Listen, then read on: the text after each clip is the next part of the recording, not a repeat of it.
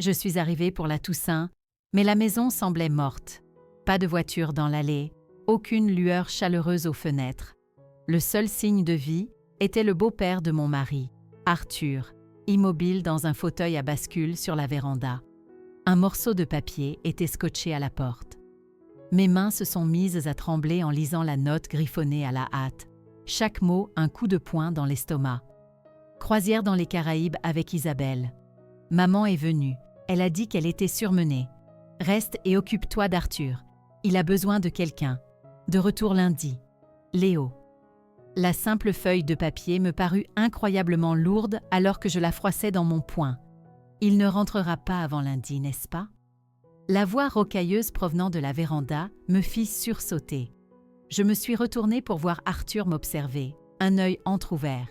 Il s'appuyait sur une lourde canne en bois, mais ses yeux étaient vifs, bien trop vifs pour le vieil homme fragile, dont Léo se plaignait toujours. « Non », ai-je réussi à dire, ma propre voix sonnant étrangère à mes oreilles. « Ils sont tous en croisière. » Arthur hocha la tête lentement, délibérément, comme si c'était exactement ce à quoi il s'attendait. « On t'a laissé faire le sale boulot, hein? C'est tout Léo, ça. J'étais arrivée à la maison familiale il y a moins d'1 heure, ma voiture remplie de tartes et de cadeaux pour la réunion de famille. Le silence profond aurait dû être mon premier avertissement. Il n'y avait pas d'odeur de chapon rôti, pas de son de match de foot à la télévision, personne ne criait pour m'accueillir. Juste une maison froide et silencieuse, et le beau-père de Léo, qui me regardait avec ses yeux bleus d'une acuité dérangeante. « Je ne comprends pas », ai-je murmuré, m'effondrant sur une chaise de cuisine poussiéreuse. On a prévu ça depuis des semaines. Sa mère devait nous recevoir. Toute la famille devait venir. J'ai cherché mon téléphone et composé à nouveau le numéro de Léo. Je suis tombée directement sur sa messagerie, tout comme les 3 fois où j'avais appelé en venant. Arthur entra dans la cuisine en traînant les pieds et ouvrit le réfrigérateur, révélant un intérieur presque vide. « C'est une vraie morgue ici depuis 1 semaine », a-t-il râlé. Ils sont partis mardi matin. Il se verse un verre d'eau, sa main tremblant légèrement. Ils n'ont même pas pris la peine de laisser de la nourriture. J'espère que tu as apporté la tienne. Ce n'était pas vraiment le cas. J'avais apporté une tarte tatin, une compote de pommes maison et les ingrédients pour mon fameux gratin dauphinois. C'étaient des contributions pour un festin, pas des provisions pour un siège. Mon téléphone vibra, avec une notification. Une lueur d'espoir que ce soit Léo s'éteignit instantanément quand je vis que c'était pour Instagram. La sœur de Léo, Jeanne, l'avait identifié dans une nouvelle publication. Avec un sentiment de terreur, j'ai ouvert l'application.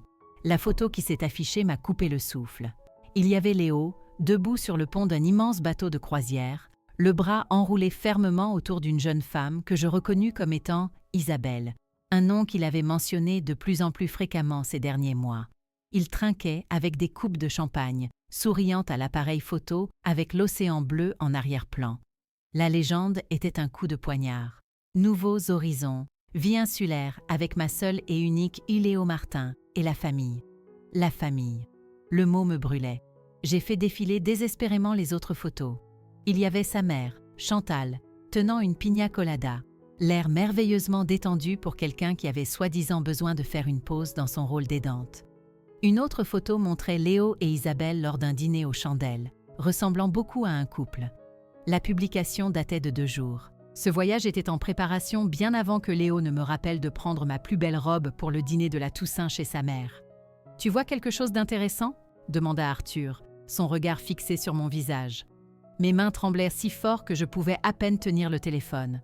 J'ai tourné l'écran pour qu'il puisse voir. Ils sont en croisière, avec Isabelle, celle de son bureau qu'il jurait n'être qu'une amie. Ma voix se brisa sur le dernier mot. Ils ont planifié ça. Pendant que je prenais des congés de mes projets de développement web, que j'achetais des cadeaux, pensant que nous allions passer une fête de famille. L'expression d'Arthur était sombre. Cette Isabelle appelle ici depuis au moins 3 mois. Jolie voix. Rire agaçant. « Tu savais ?»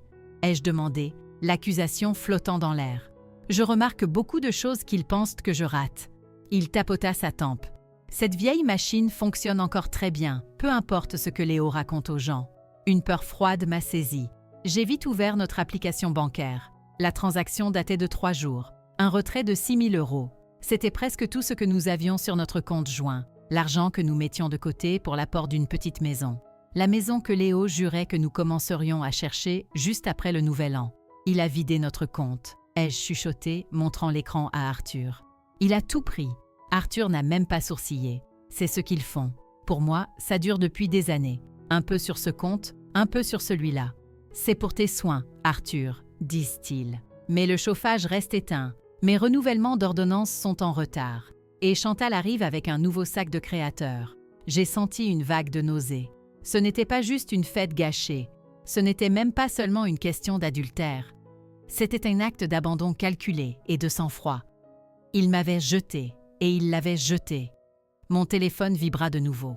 Ma meilleure amie, Maya, appelait pour me souhaiter une bonne Toussaint. J'ai ignoré l'appel. Je ne pouvais pas encore me résoudre à dire les mots à voix haute. « Il y a de la soupe en conserve dans le garde-manger », proposa Arthur. « Ce n'est pas un grand repas de fête, mais c'est quelque chose. » J'ai regardé autour de moi dans la cuisine. L'évier était rempli de vaisselle sale. Des boîtes de plats à emporter grâce débordèrent de la poubelle. Ils n'avaient même pas pris la peine de nettoyer. Un déclic s'est produit en moi.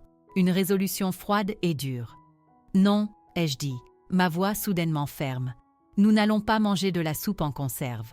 Nous méritons mieux. » J'ai attrapé mon sac à main et mes clés de voiture. Je vais au supermarché. Si j'ai de la chance, il leur restera un blanc de dinde.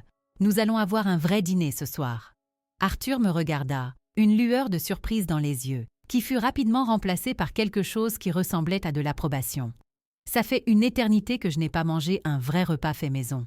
Léo apporte juste des burgers et des frites quand il daigne se montrer. Au magasin, je me déplaçais dans les allées en pilote automatique, mon esprit une tempête de trahison et de colère. Depuis combien de temps Léo planifiait-il cela ? Tout notre mariage n'était-il qu'un mensonge, une commodité jusqu'à ce que quelque chose de mieux se présente? J'ai pris une petite dinde, des pommes de terre, des haricots verts et une bouteille de vin, un fantôme au festin. Quand je suis rentrée, Arthur avait débarrassé la table de la cuisine et était assis devant une pile de dossiers cartonnés. « Qu'est-ce que c'est que tout ça ?» ai-je demandé en posant les sacs de courses sur le comptoir. « Des munitions », répondit-il, et ses yeux bleus étaient comme des éclats de glace. Relevés bancaires, dossiers médicaux, un journal de leur négligence. Je constitue ce dossier depuis 1 an. Il fit glisser l'un des dossiers sur la table vers moi. Léo et Chantal pensent que je ne suis qu'un vieux fardeau sénile qui attend de mourir. Ils n'ont aucune idée que je les ai regardés vider mes comptes à sec tout en me donnant le strict minimum de soins. J'ai ouvert le dossier. À l'intérieur se trouvaient des papiers soigneusement organisés, des relevés avec des virements suspects surlignés, des copies de conseils médicaux ignorés et des notes manuscrites détaillant chaque médicament manqué et chaque rendez-vous annulé. « Pourquoi me montres-tu ça ?» ai-je demandé, un sentiment de malaise m'envahissant. Arthur se pencha en avant et pendant un instant, il parut tout sauf fragile. « Parce qu'ils t'ont fait du tort à toi aussi, Chloé, et parce que mon temps est compté. » Il tapota un document au sommet de la pile. C'était un rapport de pathologie. Cancer du pancréas en phase terminale. 3 mois tout au plus. Je me suis laissé tomber sur la chaise en face de lui, les sacs de courses oubliés. « Arthur, je suis tellement désolée. » Il balaya ma sympathie d'un revers de main. « Ne sois pas désolé, sois en colère. » Il me regarda, son regard vif et intense. Il pensait te laisser avec un problème. En réalité, ils nous ont offert une solution. Une solution pourquoi ? Un sourire lent et sinistre se dessina sur le visage d'Arthur, transformant ses traits. Pour la justice. Il sortit une enveloppe épaisse et scellée de sous les dossiers et la poussa vers moi. Ceci contient mon véritable testament et ma fiducie, pas celui que Léo et sa mère attendent. Je n'ai pas bougé. Je ne comprends pas, Arthur. Il se pencha en arrière, m'étudiant un long moment. Puis il prononça 4 mots qui allaient tout changer. Devons-nous commencer ? La question flottait dans l'air, lourde de promesses tacites et d'un soupçon de châtiment. Avant même que je puisse y réfléchir, il exposa son offre. Je l'aiderai à exécuter la phase finale de son plan en documentant l'acte ultime de trahison de sa famille. Je l'assisterai dans ses arrangements de fin de vie. En retour, il s'assurerait que je sois plus que bien traitée. La famille qui nous avait laissés pour mortes tous les deux obtiendrait exactement ce qu'elle méritait. Rien. Je fixais cet homme, un quasi-inconnu, et pourtant je ressentais une parenté soudaine et profonde avec lui. Nous étions les deux faces d'une même pièce, tous deux rejetés par les mêmes personnes égoïstes. Dehors, le monde célébrait en famille. À l'intérieur de cette maison froide et silencieuse, une rébellion était en train de naître. « Oui », ai-je dit, le mot sortant plus fort et plus clair que je n'aurais pu l'imaginer. « Oui, commençons. » Après que nous ayons scellé notre pacte, le feu en Arthur sembla faiblir, et la lassitude revint dans sa posture. L'élan d'énergie qu'il avait eu en exposant son plan s'était estompé, le laissant pâle et épuisé. « Tu dois te reposer », dis-je doucement. « Je peux m'occuper du dîner. » Arthur secoua la tête. « Pas encore. Il y a des choses que tu dois voir. » Il se leva de sa chaise. « Mes dossiers médicaux. Tu dois savoir exactement à quoi nous sommes confrontés et le peu de temps qu'il nous reste. » Il me conduisit dans une petite pièce du rez-de-chaussée, autrefois un bureau, maintenant converti en une chambre à coucher sinistre et improvisée. Un lit d'hôpital clinique se trouvait dans un coin, inutilisé. Arthur désigna un simple lit jumeau contre l'autre mur. « Je ne peux pas dormir dans ce truc, » marmonna-t-il. « J'ai l'impression de répéter pour mes propres funérailles. » Il déverrouilla un tiroir de son vieux bureau et en sortit un lourd dossier marqué « médical ». Il me le tendit. « Cancer du pancréas », déclara-t-il, la voix plate. « Stade 4. Ils l'ont découvert il y a 3 mois. J'ai parcouru les rapports, le langage froid et clinique et les pronostics sombres me retournant l'estomac.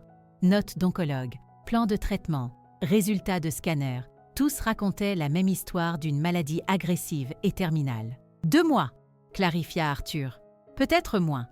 Les derniers scanners ont montré que ça progresse vite. » Je levai les yeux vers lui, le cœur serré. « Est-ce que Léo le sait ?»« Oh, ils le savent tous. Sa mère était là quand le médecin nous a annoncé la nouvelle. 2 jours plus tard, elle a commencé à se plaindre de l'épuisement de l'aidant. Son rire était un son sec et sans humour. Elle a 66 ans et parle de stress, alors que moi, à 78 ans, je suis face au mur. La cruauté pure de la situation était à couper le souffle. Ils t'ont laissé ici pour mourir, sachant qu'il ne te restait que quelques mois. Plutôt quelques semaines, corrigea Arthur en s'asseyant sur le bord de son lit. Mais ce n'est pas le pire. Vérifie la liste des ordonnances. J'ai tourné les pages détaillant ces médicaments. Il y avait des ordonnances pour des analgésiques, des antinauséeux et des enzymes digestives coûteuses. Maintenant, regarde dans la salle de bain, m'a instruit Arthur. Vois ce qu'il y a vraiment. Dans la petite salle de bain attenante, j'ai trouvé un désordre chaotique de flacons de pilules. En les triant, un schéma inquiétant est apparu. L'opioïde puissant pour sa douleur avait été renouvelé 2 fois, pourtant le flacon était presque plein. Les suppléments d'enzymes coûteux, qui auraient dû être presque vides d'après la date de renouvellement, étaient encore à moitié pleins. « Ils rationnent mes médicaments », confirma Arthur quand je suis revenue, les mains tremblantes de rage. Une pilule quand la dose est de 2, une demi-dose d'analgésique et le spécialiste en soins palliatifs qu'ils étaient censés programmer ? Trop cher, a dit Chantal. Ce n'est pas seulement de la négligence, Arthur, dis-je, la voix basse et furieuse. C'est de la maltraitance active. C'est ce qu'on obtient quand on est vu comme un distributeur de billets au lieu d'une personne. Il sortit un petit carnet usé de sous son oreiller. Je tiens un journal, chaque médicament manqué, chaque rendez-vous annulé, chaque euro qui a disparu de mon compte pour des fournitures de soins à domicile qui ne sont jamais arrivées. Le détail était stupéfiant. Des pages remplies de dates, d'heures et de faits bruts et concrets. Son corps pouvait le lâcher, mais son esprit était un piège d'acier. « Laisse-moi commencer le dîner, dis-je, ayant besoin d'une tâche pour canaliser ma fureur. Tu dois avoir faim. » La cuisine était un témoignage de leur négligence. Quelques boîtes de soupe périmées, des craquelins rassis et du lait sur le point de tourner. En utilisant ce que j'avais acheté, j'ai réussi à rôtir le blanc de dinde avec des pommes de terre et des haricots verts. Ce n'était pas le festin que j'avais prévu, mais c'était à des années-lumière de la soupe en conserve. Pendant que nous mangions, Arthur m'observait. « Parle-moi de ton mariage avec Léo », dit-il brusquement. « Quand as-tu réalisé qu'il n'était pas l'homme que tu pensais ?» La question me surprit. J'ai réfléchi un instant, poussant la nourriture dans mon assiette. C'était lent, ai-je avoué. Quand on s'est rencontrés, il était si charmant, si encourageant pour mon travail de codeuse freelance. J'avais mes propres clients, mon propre appartement, une vie. Je me suis interrompue, réalisant à quel point tout cela avait été grignoté. Après notre mariage, il m'a convaincue d'abandonner mon espace de coworking pour économiser de l'argent. Puis mes projets freelance ont commencé à recevoir ses commentaires. Il suggérait que j'abandonne les clients qui étaient trop exigeants. Il me questionnait si je sortais tard avec des amis. Il a commencé à vérifier mon téléphone en disant qu'il cherchait juste quelque chose. Le schéma était aveuglément évident avec le recul. Une stratégie d'isolement classique, murmura Arthur. Exactement. Quand mon père est décédé et m'a laissé 25 000 €, Léo a insisté pour que ça aille sur notre compte joint pour notre avenir. C'était notre apport. Le même apport qu'il vient de flamber pour une croisière avec sa maîtresse, termina Arthur pour moi. J'ai posé ma fourchette, mon appétit disparut. 6 ans de ma vie, et il attendait juste qu'une meilleure offre se présente. Les gens comme Léo et Chantal voient les relations comme des transactions, dit Arthur, sa voix lourde d'expérience. J'ai fait cette erreur avec elle. J'étais déjà veuf, financièrement à l'aise grâce à ma carrière dans la banque d'investissement. Elle était belle, et Léo était un adolescent qui avait besoin d'un père. Il soupira. Après le mariage, tout a changé. Les dépenses ont grimpé, toujours justifiées comme « vivre la vie que nous avons méritée ».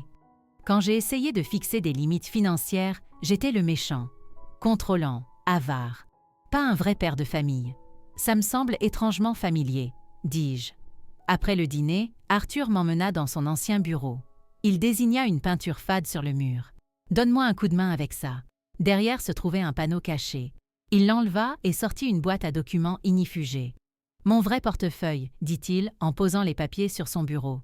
Des comptes offshore de mes années de banque. Une propriété dans les Alpes. Des investissements dont Chantal ne sait rien. Les chiffres étaient stupéfiants. Plus de 4 millions d'euros, complètement séparés des actifs que sa famille connaissait et avait lentement vidés. « Ils me dépouillent depuis des années », expliqua Arthur. « Mais ça, c'est intouchable. Je m'en suis bien assuré. » Il tapota l'un des titres de propriété. « Cette maison n'est pas à mon nom, ni à celui de Chantal. Elle appartient à une société holding. Ils pensent en hériter. Ils n'hériteront de rien. Léo en a-t-il la moindre idée ?» ai-je demandé, encore sous le choc. Aucune idée. Même mon avocate ne connaît pas toute l'étendue. Seulement mon conseiller financier à Genève. Et c'est une tombe. Les yeux d'Arthur brûlaient d'une lumière féroce. J'ai toujours su ce qu'était Léo. C'est le fils de sa mère. Ambitieux, charmant et totalement impitoyable. Je n'aurais juste jamais imaginé qu'il ferait la même chose à sa propre femme. Le lendemain matin, Maître Dubois, l'avocate d'Arthur, arriva. C'était une femme sévère et élégante d'une 60aine d'années avec des yeux verts perçants qui semblaient en voir à travers vous. « Alors, c'est vous l'épouse abandonnée ?» dit-elle en guise de salutation, son ton purement professionnel. « Arthur m'a appelé. Il a dit que vous étiez un atout inattendu. » Autour d'un café, Maître Dubois exposa le cadre juridique qu'Arthur avait mis en place. Documenter la maltraitance, modifier le testament et créer des fiducies qui seraient blindées. « Nous devons finaliser ces transferts, » expliqua-t-elle. « Nous avons besoin de signatures de témoins, d'une nouvelle procuration médicale et des derniers amendements au testament. J'ai proposé d'aider à organiser les notes méticuleuses d'Arthur en une chronologie numérique claire. Mon expérience en développement web me rendait doué pour ce genre de choses. « Parfait », acquiesça Maître Dubois. « Nous aurons besoin d'un dossier propre et indéniable quand ils essaieront inévitablement de contester cela. » Ce soir-là, après que l'avocate fut partie avec les documents nouvellement signés, Arthur et moi avons parcouru un vieil album photo. « Regarde », dit-il en montrant une photo d'un Léo adolescent. Sa mère, juste derrière lui chuchotant toujours à l'oreille. Il tourna la page. « Voici le père biologique de Léo, juste avant le divorce. Tu vois comme il a l'air brisé ? Chantal lui a fait exactement ce que Léo te fait. C'était comme regarder les moments forts de mon propre mariage. Le contrôle subtil, le gaslighting financier, le charme qui disparaissait à la seconde où l'argent était mentionné. C'est comme voir ma propre vie à distance, ai-je murmuré. Arthur hocha la tête, une profonde compréhension dans ses yeux fatigués. Et c'est pourquoi nous devons les arrêter, avant qu'ils ne ruinent une autre vie. À ce moment-là, notre partenariat est devenu plus qu'une quête de vengeance. C'était une question de justice. Nous ne faisons pas que nous venger, dit Arthur en fermant l'album. Nous réglons les comptes. J'ai tendu la main et serré sa main fragile. Oui, dis-je, pour nous deux. Je me suis réveillée le lendemain matin avec un but clair. Il était temps de passer à l'offensive. Notre première priorité était d'établir un récit du déclin rapide d'Arthur. Nous devions créer un sentiment de crise. Maître Dubois avait mentionné que son frère possédait une entreprise de fourniture médicale, et un coup de fil plus tard, un homme nommé James arriva dans une camionnette banalisée. Il apporta ce qu'il appela un kit de démarrage pour soins palliatifs à domicile. Une bonbonne d'oxygène non fonctionnelle mais très convaincante, des pieds à perfusion, des moniteurs et une collection de flacons de médicaments vides et d'apparence officielle. C'était du théâtre médical et nous étions les metteurs en scène. Sous la direction d'Arthur, j'ai aménagé sa chambre pour qu'elle ressemble à une unité de soins intensifs. J'ai utilisé de vieilles astuces de maquillage de théâtre de l'université pour le faire paraître encore plus décharné et pâle qu'il ne l'était déjà. Sur les photos que j'ai prises, il avait l'air d'être aux portes de la mort. « Maintenant, toi », me coacha Arthur depuis le lit. « Tu dois avoir l'air de t'effondrer. » J'ai ébouriffé mes cheveux, mis un vieux sweatshirt trop grand et fait couler mon maquillage. Les photos que j'ai prises de moi, apparemment endormie sur une chaise près de son lit ou préparant anxieusement ses médicaments, étaient déchirantes de conviction. Nous avons envoyé les photos les plus alarmantes à Jeanne, la sœur de Léo. C'était la seule qui avait envoyé un unique texto sans conviction pour prendre des nouvelles. J'ai rédigé le message avec soin. Arthur a eu une nuit difficile. Sa fièvre a atteint 39. J'essaie de gérer sa douleur. Je te tiens au courant. C'était conçu pour déclencher la culpabilité sans paraître accusateur. La réponse de Jeanne est arrivée en quelques minutes. « Oh mon Dieu, pauvre oncle Arthur, dis-moi si quelque chose change. » L'hameçon était lancé. Ma performance suivante était pour la messagerie vocale de Léo. J'ai enregistré ma partie des appels sur le téléphone d'Arthur, ma voix tendue par une panique fabriquée. « Léo, c'est Chloé. L'état d'Arthur s'aggrave. L'infirmière des soins palliatifs est inquiète. S'il te plaît, appelle-moi. J'ai besoin de toi. » J'ai laissé un message similaire, de plus en plus désespéré, toutes les quelques heures. Entre-temps, j'ai créé un faux journal médical, antidatant les entrées pour montrer un déclin constant qui avait commencé avant même leur départ. Cet après-midi-là, une femme au visage aimable de la maison voisine a frappé, tenant un plat à gratin. « Je suis Edith, dit-elle. J'ai pensé que vous auriez besoin d'un repas chaud. S'occuper d'Arthur doit être épuisant. Je l'ai invitée à entrer, et elle s'est avérée être une mine d'or. Elle et son mari avaient été témoins d'années de négligence. La fois où Arthur était tombé dans le jardin et Léo, qui était à la maison, n'était même pas sorti pour l'aider. Les disputes à propos de l'argent. Quand Edith est partie, elle avait promis de rallier le voisinage. Au cours des 2 jours suivants, un flot de voisins inquiets a défilé, chacun apportant de la nourriture et une autre histoire de la cruauté de la famille. Chaque histoire était un clou de plus dans leur cercueil. Samedi, Maître Dubois est revenu. Nous avons conduit Arthur à sa banque habituelle pour finaliser les transferts d'actifs. Le directeur de la banque, un homme nommé Richard, a salué Arthur comme un vieil ami. « Je mets de l'ordre dans mes affaires, Richard, » dit Arthur, sa voix délibérément faible. Le directeur a mentionné que Léo était passé la semaine dernière, posant des questions précises sur les comptes d'Arthur. Une autre pièce du puzzle. Ce soir-là, un appel vidéo de Jeanne est arrivé. Nous nous sommes précipités, mettant Arthur au lit avec la canule à oxygène dans le nez. J'ai répondu, en m'assurant que la caméra captait d'abord mon visage épuisé et stressé. « Oh, Chloé, tu as l'air affreuse !» haleuta Jeanne. « Est-ce qu'il va bien ?»« Je gère », dis-je, avant de tourner le téléphone pour montrer Arthur, qui a donné une performance magistrale d'un homme à peine conscient. « Oncle Arthur ?» La voix de Jeanne était remplie de ce qui semblait être une réelle inquiétude. Mais ensuite est venue la vraie priorité. Devrions-nous rentrer? Va-t-il tenir jusqu'à lundi? Mon cœur s'est glacé. C'est difficile à dire. L'infirmière pense que ses systèmes commencent à lâcher. Si vous voulez une chance de lui dire au revoir, laisse-moi parler à Léo et à maman, dit-elle, la voix précipitée. Le truc, c'est que les billets de croisière n'étaient pas remboursables, et maman a été si stressée. Bien sûr, dis-je, ma voix dégoulinant d'une fausse compréhension. C'est juste que... Arthur n'arrête pas de demander Léo. Je lui dirai d'appeler, promit-elle, dès que leur excursion à terre sera terminée. Après l'appel, Arthur s'est assis, un sourire triste et entendu sur le visage. « Tu as enregistré ça ?» J'ai brandi mon téléphone, qui avait enregistré tout l'échange, chaque dernier mot. « Ma propre famille », murmura-t-il, pesant un billet de croisière contre un dernier adieu.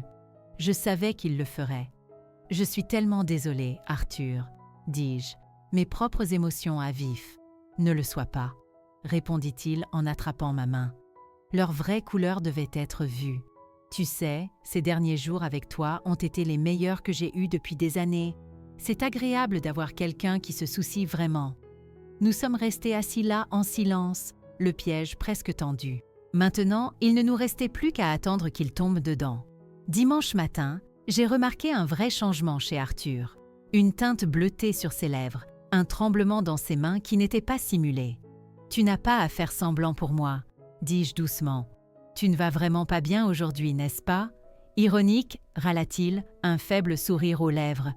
Après toute notre comédie, la réalité décide de se pointer. J'ai appelé la véritable infirmière des soins palliatifs, qui a confirmé mes craintes. Il lui restait des heures, peut-être un jour. Le complot de vengeance semblait soudain insignifiant. Tout ce qui comptait, c'était son confort. « Qu'est-ce que tu veux pour le petit déjeuner ?» ai-je demandé, en essayant de garder ma voix stable. « Des pêches » a-t-il chuchoté. « Des pêches fraîches à la crème. » Ma femme, Marthe, m'en préparait. Il m'a fallu plus d'1 heure et 3 magasins différents, mais je les ai trouvés. Le regard dans ses yeux alors qu'il prenait la première bouchée valait tout. « Exactement comme elle les faisait », dit-il, la voix chargée d'émotion. Le reste de la journée, je me suis simplement occupée de lui. J'ai lu des extraits de son roman policier préféré. J'ai mis la musique classique qu'il aimait. Le lien entre nous, forgé dans la trahison, était devenu quelque chose de réel et de profond. « Tu sais, dit-il cet après-midi, une étrangère m'a montré plus de gentillesse en 4 jours que ma propre famille en 1 décennie. L'infirmière est revenue et a confirmé qu'il était en train de mourir. Ne les appelle pas, insista Arthur quand elle partit. Ils ont fait leur lit. Mais appelle Maître Dubois. Il est temps. Maître Dubois est arrivé avec un notaire. Avec le peu de force qui lui restait, Arthur a tout finalisé. Le Nouveau Testament était en béton, citant explicitement l'abandon et la négligence comme raison de déshériter Léo et Chantal. Puis, il a dicté une dernière lettre, un récit calme et dévastateur de leur cruauté, non pas né de la colère, mais d'une profonde déception. Pour faire bonne mesure, il a enregistré une déclaration vidéo, son esprit vif, alors qu'il détaillait méthodiquement des années de mauvais traitements. « Chloé m'a montré plus de dignité en 4 jours que ma famille en 4 ans, a-t-il dit directement à la caméra. Elle est la seule qui a mérité ce que j'ai construit. À la tombée de la nuit, son énergie s'est estompée. À sa demande, j'ai trouvé une bouteille poussiéreuse de Porto millésimée qu'il avait gardée pour un anniversaire avec sa défunte femme qu'il n'a jamais atteint. À la justice, a-t-il trinqué, la main tremblante. À la dignité, ai-je répondu. Nous sommes restés assis ensemble alors que l'obscurité tombait. Vers minuit, sa respiration est devenue superficielle. J'ai tenu sa main alors qu'il s'éteignait doucement. Il n'y a pas eu de drame, juste une fin paisible à une vie qui avait mérité tellement plus. Après que l'infirmière eut fait le constat officiel et que les pompes funèbres furent venues le chercher, j'étais seule dans la maison silencieuse. Je me suis permis un moment pour pleurer l'ami que je m'étais fait, puis je me suis mise au travail. Léo et sa famille devaient rentrer le lendemain, s'attendant à jouer la comédie de l'inquiétude pour un homme mourant. Ils allaient avoir une surprise. J'ai placé la lettre d'Arthur sur la cheminée. J'ai disposé les dossiers de preuves sur la table de la salle à manger. J'ai préparé son témoignage vidéo sur la télévision. J'ai imprimé leurs joyeuses photos de croisière et les ai posées à côté de la chronologie du déclin d'Arthur. Tout était prêt. « C'est fait, Arthur », ai-je murmuré à la pièce vide. Ils sont sur le point de comprendre tout ce qu'ils ont perdu.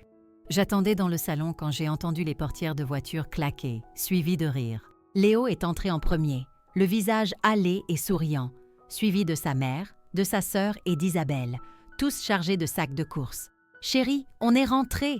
a-t-il crié, son sourire s'effaçant quand il m'a vu debout là, dans une simple robe noire. « Pourquoi cette tenue d'enterrement ?» a exigé Chantal en laissant tomber son sac à main. « Où est ton père ? Il se repose ? » « Arthur est décédé samedi soir, ai-je dit, ma voix calme et égale. Les sacs de courses sont tombés par terre. Qu'est-ce que tu veux dire, décédé? La voix de Chantal était aiguë, incrédule. Il est mort dans son sommeil. Les funérailles ont eu lieu hier. Une belle cérémonie. Beaucoup de vos voisins sont venus. Tu as organisé des funérailles sans nous? Balbutia Léo, son visage un masque de choc et de calcul. Vous étiez invité? Ai-je répondu froidement. J'ai laissé de nombreux messages. Vous avez choisi de ne pas répondre. Il faut qu'on parle, dit Léo, la voix tendue. Oui, ai-je convenu en leur faisant signe d'entrer dans le salon. En effet, j'ai pris l'enveloppe sur la cheminée. Arthur a laissé ça pour vous. A-t-il changé le testament? Lâcha Chantal. C'est de ça qu'il s'agit? J'ai commencé à lire les derniers mots d'Arthur. En parlant de sa solitude, de sa douleur, de la négligence, j'ai observé leur visage. Celui de Chantal est devenu de pierre. Léo s'agitait. Jeanne avait l'air malade. La plus grande douleur, ai-je lu, est la prise de conscience que ceux que vous aimiez ne vous voyaient que comme un inconvénient à tolérer. Quand j'ai fini, le silence était assourdissant. Il était confus à la fin, dit finalement Léo. Les médicaments? Arthur était parfaitement lucide, l'ai-je coupé.